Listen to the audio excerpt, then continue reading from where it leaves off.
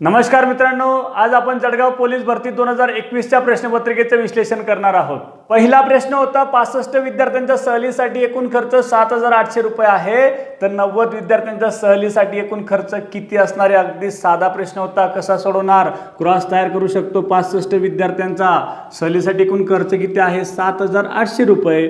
तर किती सांगितलंय? 90 विद्यार्थ्यांचा एकूण खर्च किती असणार आहे? समजलं? कोणाकोणाचा गुणाकार होईल? 90 गुणिले 7,800 आणि एक्सच्या बाजूची संख्या भागीला जाईल। मग 90 गुणिले 7,800 भागीला 65 कशाने भाग जाईल? 78 आणि 65ला 13ने भाग जातोय। 13 5 65 आणि 13 78, हे दोन शून्य जसेच्या तसे। समजतंय? मग आता 90ला 5ने भाग दिला, कसं जाईल? 5 1 5 आणि 18 पंचे 90। शेवटचं उरलं काय? 18 गुणिले 600, मग 18 झाली किती? 800 आणि हे दोन शून्य जसेच्या तसे। म्हणजे 90 विद्यार्थ्यांचा खर्च किती असणार आहे? 10,800। पर्याय क्रमांक 4 आपलं उत्तर असेल। पुढचे दोन्ही प्रश्न गुणोत्तर प्रमाणावर होते। पहिला प्रश्न होता खुर्ची व टेबल यांच्या किमतीचे गुणोत्तर 3:7 आहे। जर टेबलाची किंमत 441 रुपये आहे तर खुर्चीची किंमत किती? काय दिले आपल्याला? खुर्ची आणि टेबल यांच्या किमतीचे गुणोत्तर 3:7 आहे। समजलं? मग हा 7 भाग म्हणजे किती? 441 रुपये। तर 3 भाग बरोबर किती? खुर्चीची किंमत आपल्याला विचारलेली आहे। मग आपण तिरकस गुणाकार केला, क्रॉस तयार केलाय, तिरकस गुणाकार होईल 3 गुणिले 441 आणि एक्सच्या बाजूची संख्या भागीला जाईल। समजतंय? मग 441ला 7ने भाग जाईल, 7 1 7 7 सकम 42 उरले 2 7 त्रिक 21। समजतंय? उरलं काय? 63 गुणिला 3 3 त्रिक 9 आणि 3 सक 18, म्हणजे खुर्चीची किंमत असणार आहे 189 रुपये। पर्याय क्रमांक 2 आपलं उत्तर असेल। पुढचा प्रश्न होता 280 चे 2:3 प्रमाणात विभाजन केल्यास लहान संख्या कोणती? हा देखील अगदी सोपा प्रश्न होता। 2:3 प्रमाणामध्ये विभाजन करायला सांगितलंय। कोणाचं? 280चं। म्हणजे एकूण किती प्रमाणात विभाग सांगितले? 5 भाग। समजते? 2:3 प्रमाण म्हणजे काय? एकूण 5 प्रमाण। 5 प्रमाणामध्ये एकूण विभागणी सांगितले आणि त्याच्यापैकी काय विचारलंय? लहान संख्या म्हणजे 2 भागाची किंमत विचारली आहे। मग काय 5 भागाची किंमत किती आहे? 280 रुपये। हा देखील क्रॉसने सुटणार आहे। 5 प्रमाणाची किंमत 280, तर 2 प्रमाणाची किंमत किती असणार आहे? समजलं सर्वांना? कोणाकोणाचा गुणाकार होईल? 2 गुणिले 280 भागीला किती होतील? 5 होतील। समजते? 5ने भाग जाईल, 5 1 5 5 5 25 उरले 3 5 सक 30। समजते? 56 गुणिला 2 उरलं, 56 दुने झाले किती? 112। लहान जो संख्या असणार आहे ती असणारे 112। पर्याय क्रमांक 2 आपलं उत्तर असेल। पुढचा प्रश्न होता 15 मजूर रोज 8 तास काम करून एक काम 18 दिवसात पूर्ण करतात, तेच काम 16 मजूर 9 तास काम करून किती दिवसात पूर्ण करतील? काम कसं आहे? सारखं आहे। मग काम जर सारखं असेल तर काय सांगितलंय? पहिल्या वाक्यातले मजूर, वेळ आणि दिवस या सर्वांचा गुणाकार आणि दुसऱ्या वाक्यातले मजूर, वेळ आणि दिवस या सर्वांचा गुणाकार कसा असतो? सारखा असतो। समजतंय? मग आता आपल्याला दुसऱ्या वाक्यातले दिवस दिलेले नाही। 16 गुणिला 9 गुणिला किती केल्यावर हा गुणाकार 15 गुणिला 8 गुणिले 18 यांचा गुणाकार एवढा येईल। मग आपल्याला ते दिवस शोधायचे आहेत, ती संख्या शोधायची। मग कशी शोधणार? त्याच्या बाजूला असलेल्या संख्या आपण दुसऱ्या बाजूला पाठवूया। मग काय होईल? 15 गुणिले 8 गुणिले 18, हा 16 आणि 9 गुणिला होता, ते भागीला जातील। समजते? म्हणून काय उरणार? 15 गुणिला 8 गुणिला 18 भागीला 16 गुणिला 9। अंश आणि छेदामध्ये जर एका संख्येने भाग जात असेल तर तो देता येतो। मग भाग जातोय का? जातोय। 9 1 9 9 दुने झाले किती? 18। 16 आणि 8ला तर 8ने भाग जाईल, 8 1 8 8 दुने 16, हा 2 कट झाला, हा 2 कट झाला, उरलं काय? 15। म्हणजे किती? 15 दिवस लागतील। समजतंय? पर्याय क्रमांक 4 आपलं उत्तर असेल। पुढचा प्रश्न होता 3 व्यक्तींच्या वयांची सरासरी 24 वर्ष असून त्यांच्या वयांचे गुणोत्तर 2:3:7 आहे, तर त्यापैकी सर्वात लहान व्यक्तीचे वय किती? आपल्याला 3 व्यक्तींच्या वयांची सरासरी दिलेली आहे, बेरीज नाही। मग सरासरी दिली असेल, बेरीज कशी शोधणार? तर लक्षात ठेवा, जर बेरीज शोधायची असेल तर सरासरी किती आहे? 24। किती व्यक्तींची सरासरी आहे? 3। म्हणून त्या 3 व्यक्तींच्या वयांची बेरीज काढायची असेल तर 24ला 3ने गुणलं, 24 त्रिक 72। त्या 3 व्यक्तींच्या वयांची बेरीज किती आहे? 72 वर्ष. समजतंय? हा, आता गुणोत्तर किती दिलंय? 2 3 7. हे वय नाही, गुणोत्तर आहे. समजतंय? मग वय जे असणार ते 2 3 7 पटीत असणार. हे मान्य सर्वांना? हा, मग आता गुणोत्तरांची बेरीज केली. 2 आणि 3 झाले किती? 5. 5 आणि 7 झाले किती? 12. या 12 भागांची किंमत किती दिली आपल्याला? 72. समजलं सर्वांना? क्रॉस तयार केला. 12 भाग म्हणजे 72. बेरीज 72 आहे म्हणून यांची बेरीज केली तर 12 भाग भरतंय. 12 भागांची किंमत 72 आहे. तर विचारलं काय? लहान व्यक्तीचे वय. मग लहान व्यक्ती कोण असणार आहे? ज्याचं गुणोत्तर लहान, तर लहान व्यक्ती असणार आहे. समजते? म्हणून हा 2 भागाची किंमत आपल्याला विचारलंय. समजते? म्हणून 12 भागांची किंमत 72, तर 2 भागांची किंमत किती? क्रॉस तयार केला. कोणाकोणाचा गुणाकार होईल? 2 गुणिला 72 भागीला 12. 72 ला 12 ने भाग जाईल. 12 1 12, 12 72. उरलं काय? 2 गुणिला 6 बेसक 12. लहान व्यक्तीचं वय किती असणार आहे? 12 वर्ष. पर्याय क्रमांक 3 आपलं उत्तर असेल. चेक करायचं असेल तर अजून एक चेक करू शकतात. लहान व्यक्तीचं वय किती आलं? 12. समजते? याचं 12 आहे म्हणजे याचं किती असलं पाहिजे? 18. समजते? एका भागाची किंमत किती असणार आहे? 6. 6 2 12, 7 3 18 आणि 6 7 झाले किती? 42.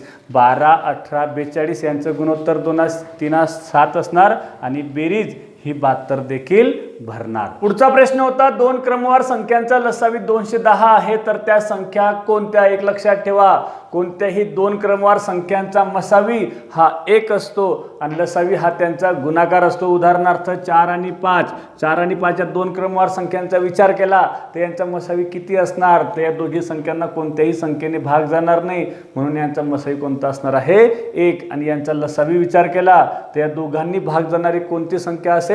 तर त्यांचा गुणाकार 4 5 किती? 20. समजते सर्वांना? कोणत्याही 2 क्रमवार संख्यांचा लसावी हा त्यांचा गुणाकार असतो. म्हणून 2 क्रमवार संख्यांचा लसावी 210 आहे. मग कोणत्या 2 संख्यांचा गुणाकार 210 आहे? तुम्ही पर्यावरून देखील सहज विचार करू शकतात. पण एक लक्षात ठेवा, अजून जर आपल्याला लसावी दिलेला आहे आणि त्याच्यावरून त्या संख्या शोधायच्या असतील तर कशा शोधणार? मग आता 2 संख्यांचा गुणाकार 20 आहे. समजतंय? हा, मग आता 4 आणि 5 यांचा गुणाकार 20 आहे. समजतंय? मग आता 4ला जर 4 ने गुणलं असतं तर काय आलं असतं? 4चा वर्ग 16. समजतंय की नाही? परंतु अजून एकदा प्लस त्याच्यामध्ये 4 झाले असतील म्हणून 16 आणि 4 झाले किती? 20. म्हणजे या 20च्या जवळची वर्गसंख्या शोधायची. 20च्या जवळची वर्गसंख्या कोणती असणार आहे? 16. 16 कोणाचा वर्ग आहे? 4. म्हणजे त्या 2 क्रमवार संख्यांपैकी लहान संख्या 4 असली पाहिजे. समजतंय? काय करायचं? जो गुणाकार असणार आहे त्या गुणाकाराच्या जवळची वर्गसंख्या शोधायची. ती वर्ग कोणाचा वर्ग आहे? समजतंय की नाही? ती असणार आहे लहान संख्या. म्हणून 210. 210च्या जवळची वर्गसंख्या कोणती आहे? 210च्या जवळची वर्गसंख्या आहे 196. कोणाचा वर्ग आहे? 14चा. म्हणून त्या 2 क्रमवार संख्यांपैकी लहान संख्या 14 आहे, मोठी संख्या 15 आहे. चेक करून पाहू शकतात. दोघांचा गुणाकार 210 भरल्याशिवाय राहणार नाही. म्हणून त्या 2 क्रमवार संख्यांचा लसावी 210 आहे, तर त्या संख्या कोणत्या असणार आहेत? 14 आणि 15. पर्याय क्रमांक 3 आपलं उत्तर असेल. पुढचा प्रश्न होता, तेलाच्या 10 लिटरच्या डब्याची किंमत 1000 रुपये आहे, त्यावर 25% तेल फुकट मिळाल्यास तेलाची प्रति लिटर किंमत किती? आपण तेल किती घेतलं? 10 लिटर. त्याच्यावर किती टक्के फ्री मिळालं? 25%. म्हणून 10 लिटरचे 25% किती असणार? 10 गुणिले 25 भागीला 100. समजतंय? 0 0 कट झाला. 25 भागीला 10 केलं म्हणजे किती? 2.5 लिटर. 10 लिटरवर 25% फुकट म्हणजे किती? 25 लिटर आपल्याला एक्स्ट्रा मिळालं असेल. मग आपल्याला एकूण तेल किती मिळालं? 10 लिटर प्लस हे 2.5 लिटर म्हणजे झालं किती? 12.5 लिटर. मग आपण 12.5 लिटरचे एकूण किती रक्कम दिली? 1000 रुपये. समजते? म्हणून प्रति लिटर जर भाव काढायचा असेल तर आपल्याला 1000 रुपयाला 12.5 लिटरने भाग द्यावा लागेल. समजते? मग आता हा जर पॉईंट काढायचा असेल तर काय करावं लागेल? अंश आणि छेदांना दोघांना 10 ने गुणूया. मग 1000ला 12.5ला 10 ने गुणलं तर 1000चे किती होतील? 10,000. समजलं? आणि छेदामध्ये काय होईल? हा पॉईंट निघणार म्हणजे 125 होणार. ठीक आहे? मग आता अंश आणि छेदाला 25 ने भाग जाईल. 25 ने भाग दिला तर 25 चौक 100 आणि छेदामध्ये किती? 25 5 125. समजते? उरलं काय? 400 भागीला 5. मग 400 भागीला 5 पुन्हा भाग दिला. 5 1 5, 5 8 40, 5 0 0. प्रति लिटर काय भाव झाला? 80 रुपये. समजलं सर्वांना? पर्याय क्रमांक 3 आपलं उत्तर असेल. पुढचा प्रश्न होता, राजेंद्रला गणित विषयाच्या चाचणी परीक्षेत अनुक्रमे 58, 34, 63, 85 असे गुण मिळाले तर त्याचे चाचणी परीक्षेतील सरासरी गुण किती? गणित विषयाच्या काही चाचण्या घेतल्या, किती चाचण्या घेतल्या? 4 चाचण्यांमध्ये त्याला 58, 34, 63, 85 असे गुण मिळालेत आणि सरासरी किती गुण मिळाले असा प्रश्न विचारलाय. मग जर सरासरी काढायचे असतील तर काय करावं लागेल? जेवढ्या चाचण्या झाल्यात त्या चाचण्यातील गुणांची बेरीज करायची भागीला एकूण चाचण्या करायच्या. मग गुणांची बेरीज किती येईल? 58, 34, 63 आणि 85 या चारींची बेरीज केली तर किती भरणार? 8 आणि 4 12, 12 आणि 3 15, 15 आणि 5 किती झाले? 20. हा 2 हातच्याला गेला, समजतंय?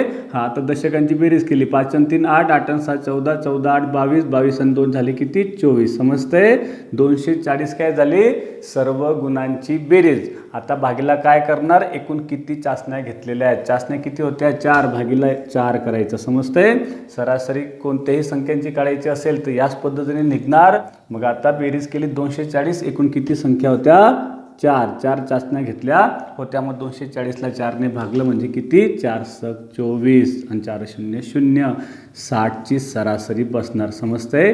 पर्याय क्रमांक 3 आपलं उत्तर असेल. दुसरा प्रश्न होता, 12% दराने 850 रुपयांचे 408 रुपये सरळ व्याज येण्यास किती वर्ष लागतील? हा देखील प्रश्न आपण मागच्या प्रश्नपत्रिकांमध्ये सोडवलेला आहे. कसं सांगितलं होतं? सरळ व्याज काढतो कसं? सरळ व्याज बरोबर मुद्दल गुणिला दर गुणिला काळ भागीला 100.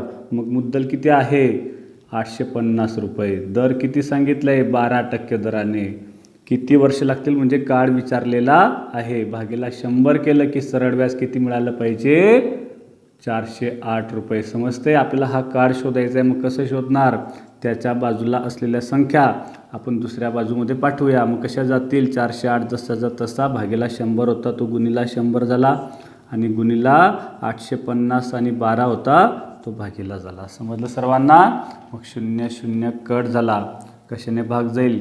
आपण विचार केला तर 12ने निश्चितपणे भाग गेला पाहिजे. 12ने भाग गेला तर 12 1 12, 12 3 36 उरले किती? 4, 12 4 48. मग 34 आणि 85ला 17ने भाग जातोय. 17 2 34, 17 5 85, 5 1 5, 5 2 10 उरलं काय? 2 आणि 2 म्हणजे किती? 2 2 4 म्हणजे 4 वर्ष लागतील. पर्याय क्रमांक 2 आपलं उत्तर असेल. पुढचा प्रश्न देखील आपण मागच्या प्रश्नपत्रिकांमध्ये सोडवलेला होता. 1/y बरोबर 7/5 तर x + y भागीला x - y ची किंमत किती असणार? काय सांगितलं होतं की 1/y बरोबर 7/5 म्हणजे काय? x ची व्हॅल्यू 7 आणि y ची व्हॅल्यू 5 मानून तुम्ही आपण यांची किंमत काढून सहज उत्तर काढू शकतात. मग x + y म्हणजे किती? 7 + 5 झाले किती? 12.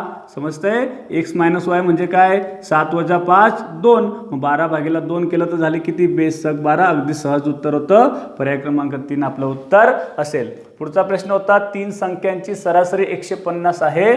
त्या सर्व संख्यांची दुप्पट केली तर नवीन संख्यांची सरासरी किती? अगदी 1 ते 2 सेकंदाचं उत्तर होतं. 3 संख्यांची सरासरी 150 आहे. सर्व संख्यांची दुप्पट केली म्हणजे सरासरीची सुद्धा दुप्पट होईल. म्हणून 150 ची दुप्पट किती?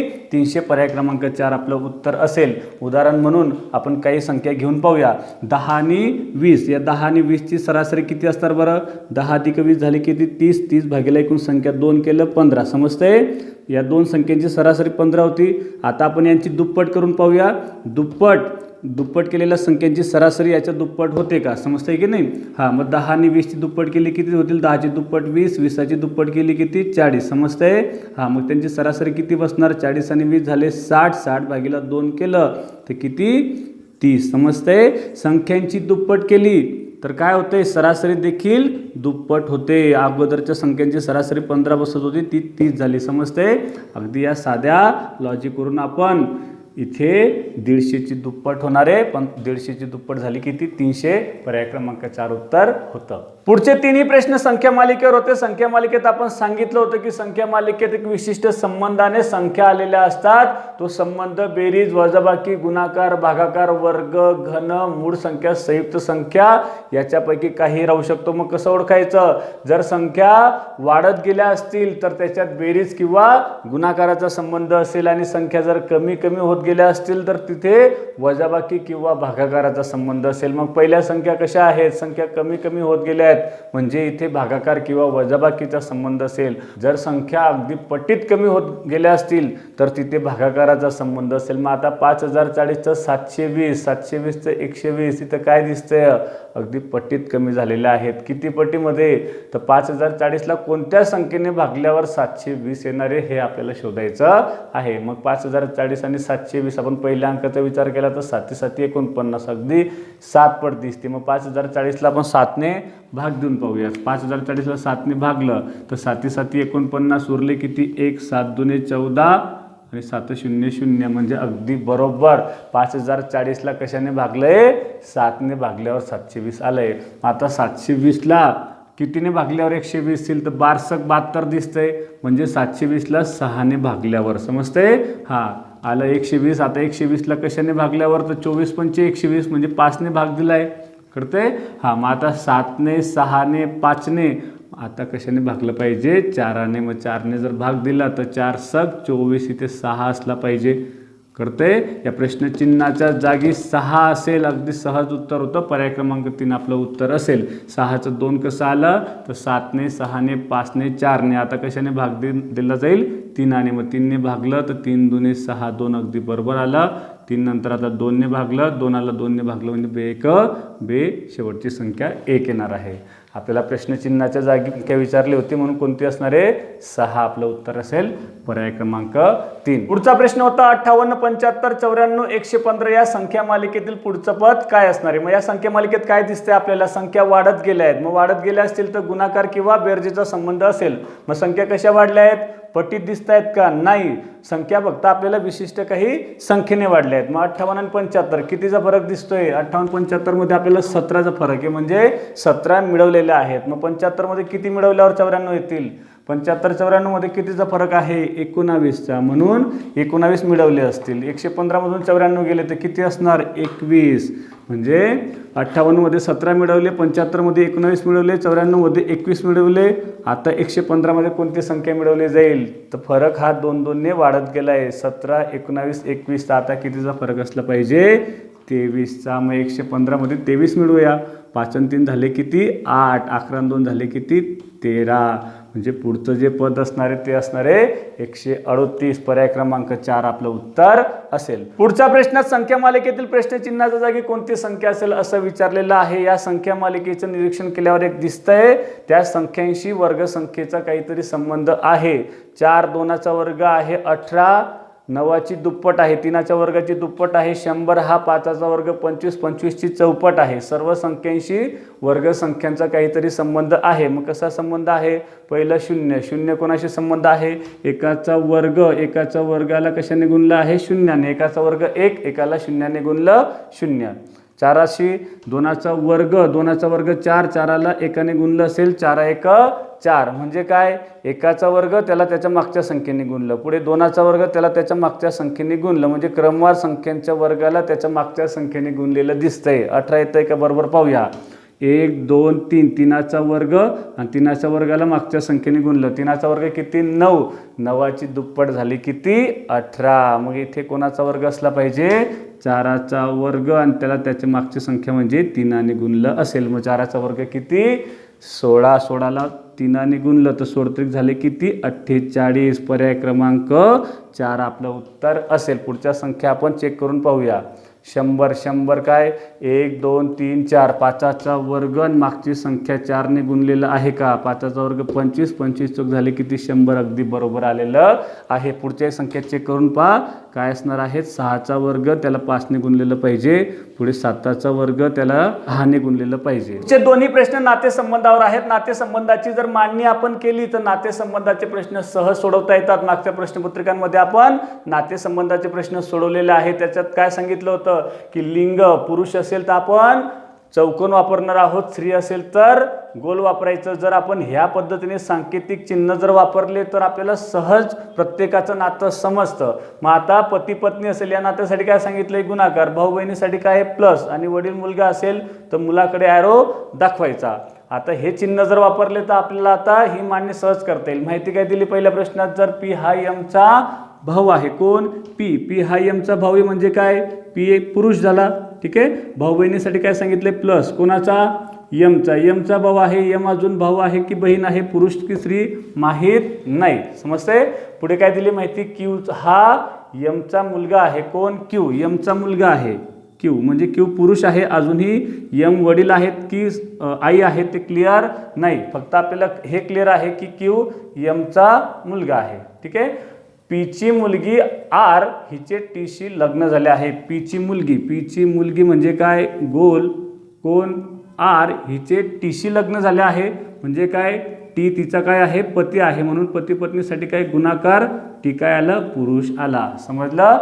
पी यमचा भाऊ आहे, क्यू यमचा मुलगा आहे, आर पीची मुलगी आहे आणि टी आरचा काय आहे पती आहे. समजलं. पुढे काय माहिती दिली अजून यम आणि यस बहिणी आहेत. लक्षात ठेवा अजून आपल्याला यम पुरुष होता का स्त्री हे क्लिअर नव्हतं पण या वाक्यात दिलंय की यम आणि यस बहिणी आहेत म्हणजे यम स्त्री आली आणि यस काय आहे तिची बहीण आहे म्हणजे प्लस साइन आपण दिलं. दोघी बहिणी आहेत, पी त्यांचा काय आहे भाऊ आहे. आता काय विचारलंय तर यसचे क्यूशी नाते काय. यसचं क्यूशी नातं विचारलंय. मग यस कोण आहे क्यूचं तर यम क्यूची आई झाली कारण क्यू यमचा मुलगा होता. मग यम ही स्त्री आली म्हणजे यम काय झाली आई झाली. मग आईची यस कोण आहे बहीण आहे. मग आईची बहीण म्हणजे कोण अगदी सहज आईची बहीण म्हणजे मावशी. पर्याय क्रमांक 2 आपलं उत्तर होतं. दुसरा प्रश्न ही आपण याच पद्धतीने सोडवूया. सी ही एची एकुलती एक ननंद आहे कोण सी. सी ननंद आहे म्हणजे सी कोण आली एक स्त्री आली. एची ननंद म्हणजे ए सुद्धा काय आली एक स्त्री आली. मग सी एची ननंद आहे. ननंद म्हणजे कोण ननंद म्हणजे पतीची बहीण. मग एचा पती कोण आहे माहीत नाही पण पती पत्नीसाठी आपण गुणाकार चिन्ह वापरलं. मग एचा पती माहीत नाही परंतु आपण त्याच्यासाठी चौकोन वापरूया. हा झाला एचा पती आणि पतीची बहीण म्हणजे कोण ननंद. ठीक आहे मांडणी केली. पुढे जाऊया. सी ही बीची आत्या. आत्या म्हणजे कोण वडिलांची बहीण. मग सी आत्या आहे कोणाची बीची म्हणजे बी काय झालं इथे आलं पाहिजे. बी कोणाचा तरी मुलगा किंवा मुलगी असणार. कोणाचं याचं असणार याचा मुलगा किंवा मुलगी असणार. हे कोण असतील वडील असतील. वडिलांची बहीण म्हणजे आत्या आली. सी बीची काय आली आत्या. डी हा सीचा एकुलता एक भाऊ आहे. सीचा भाऊ म्हणजे इथे हा चौकोन समजते की हे भाऊ बहिणीचं नातं झालं. इथे डी आला. डी सीचा एकुलता एकच भाऊ आहे. एकच भाऊ आहे तो असणारे इथे. मग डी काय झालं बीचे वडील झाले. सी काय झाली डीची बहीण झाली म्हणजे सी बीची आत्या आली. समजते. हा डी काय झाला एचा नवरा झाला. नवऱ्याची बहीण म्हणजे एची ननंद झाली. समजते. नाते क्लिअर झाले. मग आता प्रश्न काय विचारले तर ए ही डीची कोण. ए ही डीची कोण असणार आहे. अगदी सोपा प्रश्न होता. हे पती पत्नीचं चिन्ह आहे. मग ए डीची पत्नी आहे. पर्याय क्रमांक 3 आपलं उत्तर असेल. पुढचा प्रश्न होता 7/12 6% बरोबर किती. काय सांगितलंय गणितामध्ये चाचीचे आलं म्हणजे गुणिले अर्थ घ्यायचा आणि टक्के आलं म्हणजे भागीला 100. मग मांडणी करायची. 7/12 म्हणजे काय गुणिले 6% म्हणजे काय भागीला 100. मग 7/12 गुणिले 6/100 सोडवलं की आपल्याला 7/12 6% मिळणार. मग कसं सुटणार 6 1 6 6 2 12 7ला 2 ने भाग जातोय का जाईल. बे 1 बे 3 6 उरले किती 1 घेतला 0 दिला पॉईंट. बे 5 10 म्हणजे 7चे अर्धे किती होतील 3.5. मग 3.5 भागीला किती उरले 100. मग 3.5ला जर 100 ने भाग द्यायचा असेल तर एकावर किती शून्य आहेत 2. मग 2 घरं आपण अजून काय होणार डावीकडे सरकणार. पॉईंट इथं आहे 2 घरं डावीकडे सरकले म्हणजे किती होणार 0.035. पर्याय क्रमांक 1 आपलं उत्तर असेल. दुसरं उदाहरण हे बॉडमासनुसार सोडवायचं आहे. बॉडमासच्या नियमानुसार अगोदर कंसातली क्रिया करायची आणि कंसात देखील अगोदर भागाकार गुणाकार बेरीज मग शेवटी वजाबाकी या क्रमाने क्रिया करायची. मग कंसात काय काय दिसतंय भागाकार गुणाकार वजाबाकी. मग अगोदर भागाकार होईल. भागाकार कोणाकोणाचा आहे 27/9. 27ला 9 ने भागलं तर नमत्रिक झाले किती 27. भागाकार आला 3. त्या भागाकाराला 4 ने गुणायचं. मग 3 चौक झाले किती 12. मग मांडणी कशी होईल 21 भागिले कंसात काय उरणार 12 वजा 3. कंसात आपण 2 क्रिया केल्यात भागाकार आणि गुणाकार. नमत्रिक 27 त्या 3ला 4 ने गुणलं 3 चौक 12. वजाबाकी ही क्रिया उरली आहे. समजतंय? मग कंसातली क्रिया केली. लक्षात ठेवा, भागाकार वजाबाकीमध्ये आपण वजाबाकीच अगोदर करणार आहोत का, तर लक्षात ठेवा ही कंसातली क्रिया आहे. कंसात कुठलीही क्रिया असली तरी अगोदर कंसातलीच क्रिया करायची. मग कंसात 12 वजा 3 झाले किती 9. मग उरलं काय 21 भागिले 9. मग 21 भागिले 9 आपण हे अंश आणि छेद रूपामध्ये लिहूया. 21ला 9ने भाग जाणार नाही, परंतु या दोघांना 3ने भाग जाईल. मग 3ने भाग दिला तर काय होईल 3 7 21 आणि 3 त्रिक 9 म्हणजे काय 7/3. हेच आपलं उत्तर असलं पाहिजे आणि पर्यायामध्ये दिसतंय पर्याय क्रमांक 2 आपलं उत्तर असेल. पुढचा प्रश्न होता 2400 पैकी 144 म्हणजे किती टक्के. तुम्हाला बऱ्याच वेळेस 10वी 12वीचे टक्के देखील आपल्याला काढावे लागतात. मग टक्के काढताना काय लक्षात ठेवणार, किती पैकी किती. कोणतेही टक्के काढायचे असतील तर याच पद्धतीने काढायचे. किती पैकी किती सांगितले 2400 पैकी 144 मांडणी करायची. 600 पैकी 360 म्हणजे कशी मांडणी करणार 360 भागिले 600. किती पैकी किती, मग किती पैकी असणार ते छेदात घ्यायचे आणि जेवढे असतील तेवढे अंशात घ्यायचे. झालं. आणि गुणिले काय करायचं 100. तुम्हाला टक्के मिळतील. समजतंय? हे 2 शून्य गेले, हे 2 शून्य गेले, उरलं काय 144 भागिला 24. मग 144ला 24ने भागलं तर काय उत्तर येईल 24 × 144. समजतंय? म्हणून 6% पर्याय क्रमांक 2 आपलं उत्तर असेल. पुढचा प्रश्न होता 22 माणसे 16 दिवसात एक विहीर खणतात तर 32 माणसे तीच विहीर किती दिवसात खणतील. मग काय सांगितलंय, पहिल्या वाक्यातले मजूर आणि त्यांना लागणारे दिवस यांचा गुणाकार आणि दुसऱ्या वाक्यातले मजूर आणि त्यांना लागणारे दिवस यांचा गुणाकार कसा असतो, सारखा असतो. दुसऱ्या वाक्यातले दिवस माहित नाही, त्यांना आपण काय मानलंय x मानलंय. मग आपल्याला काय शोधायचंय 22ला 16ने गुणल्यावर जो गुणाकार येणार आहे तेवढा गुणाकार 32ला कोणत्या संख्येने गुणल्यावर येईल हे आपल्याला शोधायचं आहे. मग ती संख्या जर शोधायची असेल तर काय करावं लागेल, त्याच्या बाजूला असणारं 32 आपण या बाजूला पाठवूया. मग 22 गुणिले 16 भागिला काय होईल 32 होईल. इकडे जो गुणिला 32 होता तो भागिला 32 झाला. समजतंय? मग आता काय इक्वेशन तयार झालं 22 गुणिला 16 भागिला 32. मग काय दिसतंय 16 आणि 32ला 16ने भाग जाईल. 16 × 16 16 दुने 32. उरलं काय 22 भागिला 2. मग 22ला 2ने भागलं तर काय उत्तर येईल 11 दुने 22. समजतंय? म्हणजे त्या 32 माणसांना 11 दिवस लागतील. 11 पर्यायामध्ये दिसतंय का नाही, म्हणून पर्याय क्रमांक 4 यापैकी नाही आपलं उत्तर असेल. पुढचा प्रश्न होता एक आगगाडी 3 सेकंदात 60 मीटर अंतर जाते तर त्या गाडीचा ताशी वेग किती. ताशी वेग म्हणजे काय, एका तासात किती किलोमीटर जाईल. मग हे किती सेकंदात आहे 3 सेकंदात. आपण 2 पद्धतीने प्रश्नाचं उत्तर काढू शकतो. 3 सेकंदात 60 मीटर क्रॉस देखील तयार करू शकतात किंवा तोंडी देखील काढू शकतात. 3 सेकंदात 60 मीटर. मग आता ताशी म्हणजे काय, एका तासात किती मीटर. मग एका तासात किती सेकंद असतात 3600. 3 सेकंदात 60 मीटर तर 3600 सेकंदात किती मीटर.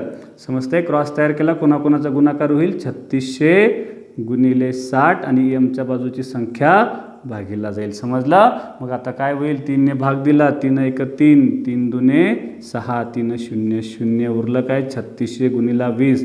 मग 36 जुने झाले किती 72 आणि हे 3 शून्य जसेच्या तसे काय आलं 72,000 मीटर. 3600 सेकंदात 72,000 मीटर. 3600 सेकंद म्हणजे 1 तास. समजतंय? मग 72,000 मीटर म्हणजे किती किलोमीटर. तर लक्षात ठेवा 1000 मीटर म्हणजे 1 किलोमीटर. मग 72,000 मीटर म्हणजे किती 72 किलोमीटर. म्हणजे त्या गाडीचा ताशी वेग असणार आहे 72 किलोमीटर प्रति तास. पर्याय क्रमांक 1 आपलं उत्तर असेल. आता हेच तोंडी कसं सांगायचं 3 सेकंदात 60 मीटर म्हणजे त्या गाडीचा मीटर पर सेकंद वेग किती आला 60ला 3ने भागलं एका सेकंदात किती आलं 20 मीटर पर सेकंद. समजतंय?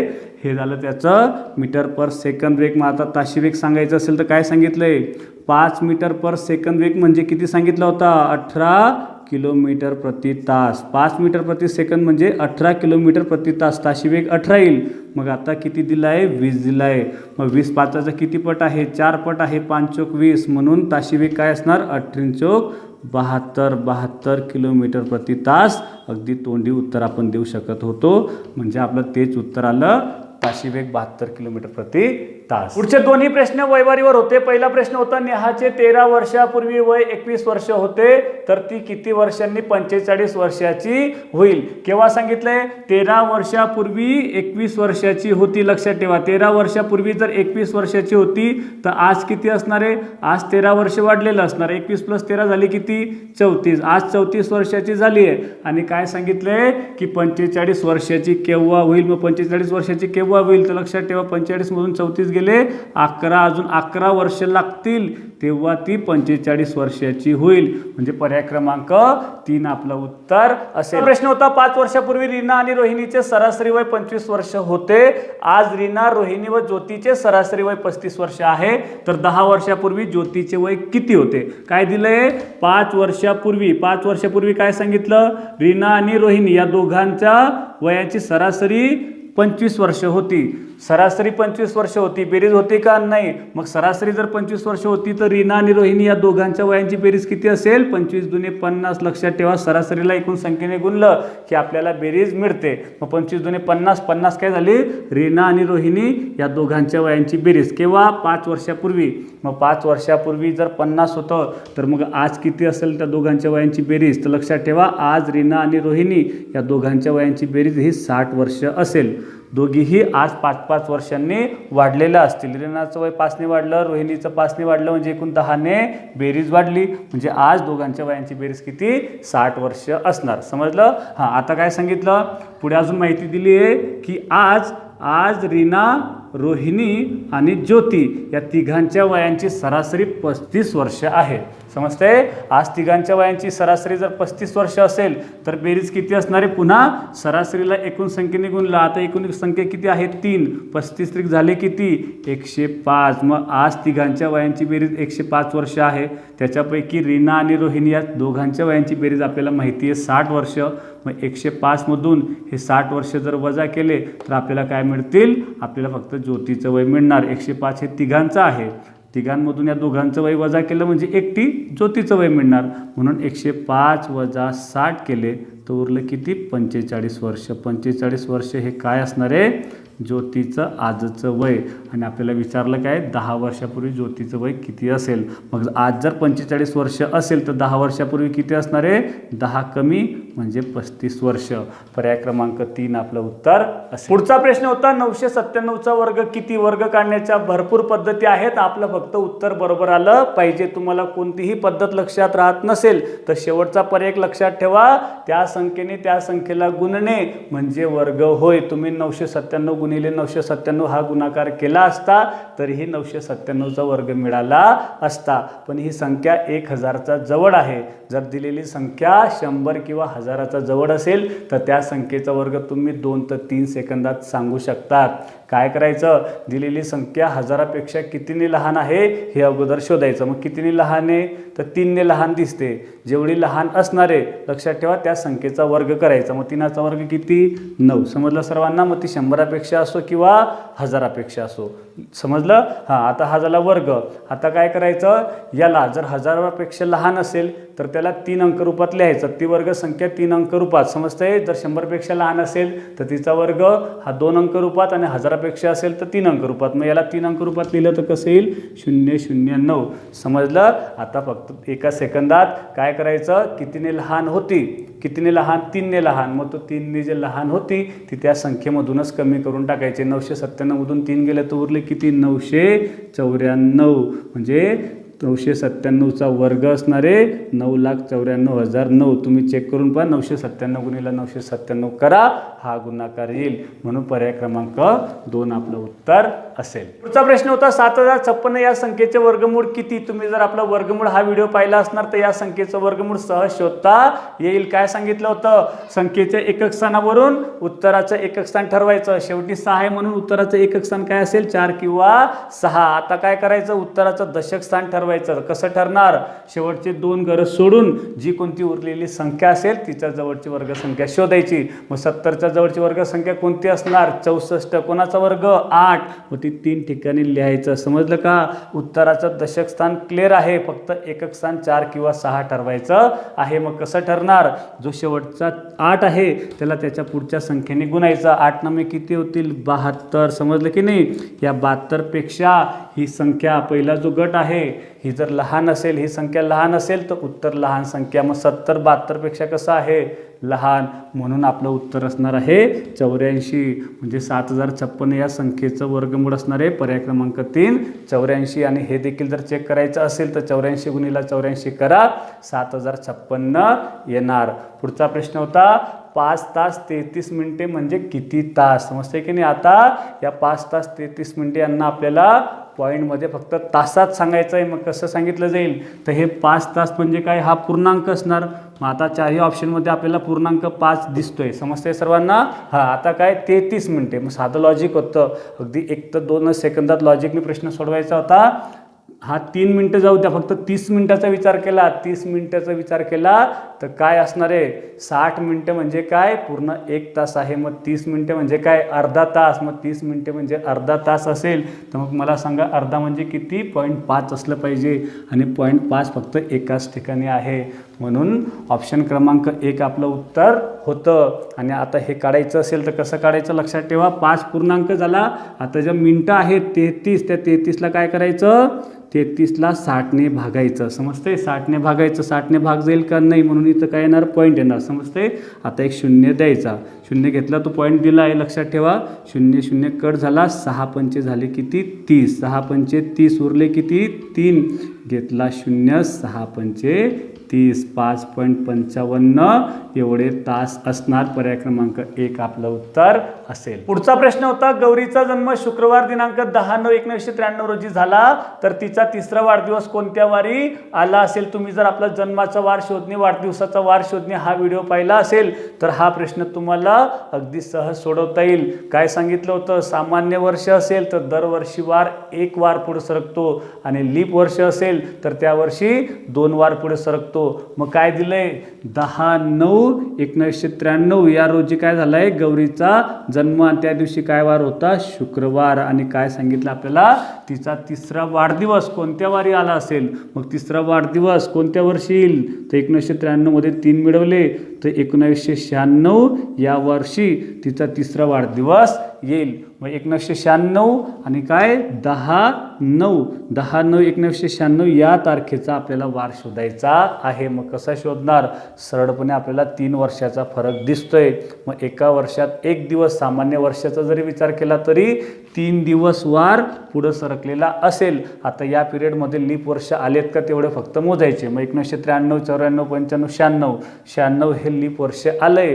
मग हे सामान्य वर्षाचे 3 आणि लीप वर्षाचा एक एक्स्ट्रा दिवस ॲड केला. 3 आणि 1 झाले किती? 4 दिवस. म्हणजे वार हा 4 दिवस पुढं सरकलेला असेल. समजतंय? मग 1993ला शुक्रवार होता.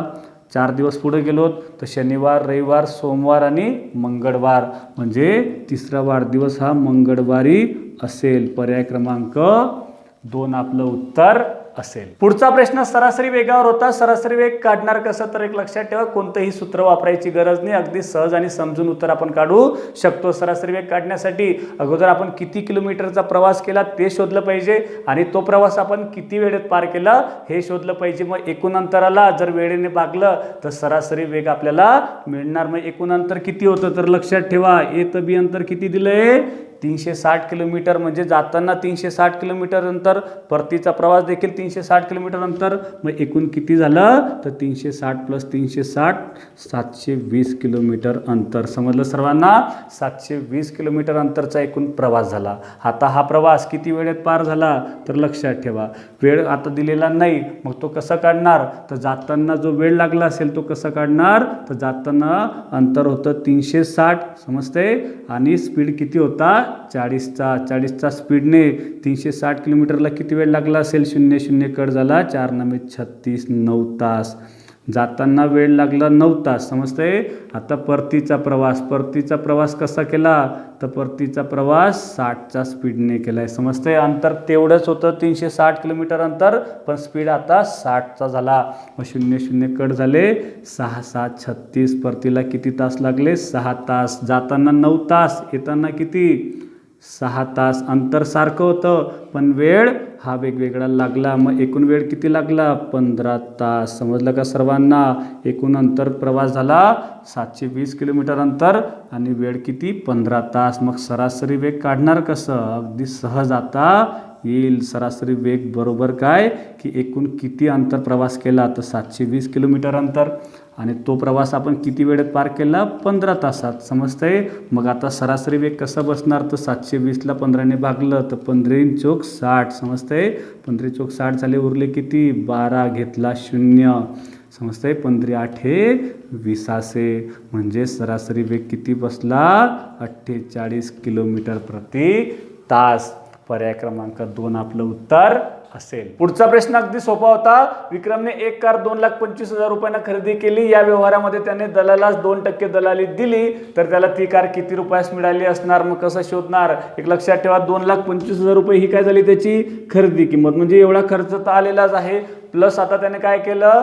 दलालाला त्याने 2% दलाली दिली. मग 2% म्हणजे किती? कोणत्याही संख्येचे लक्षात ठेवा. 2 शून्य जर आपण कट केले तर आपल्याला 1% मिळतो. मग 2250 जर 1% असेल तर 2% किती असणार? 2250 ची दुप्पट किती? 4,500. समजलं सर्वांना? 4,500 रुपये ही दलाली झाली. मग 0 0 जसेच्या तसे 5 जसाच्या तसा 4 5 झाले किती? 9 आणि हे 22 म्हणजे काय? 2,29,500 रुपये.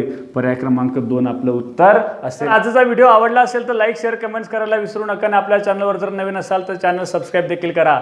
थँक्यू.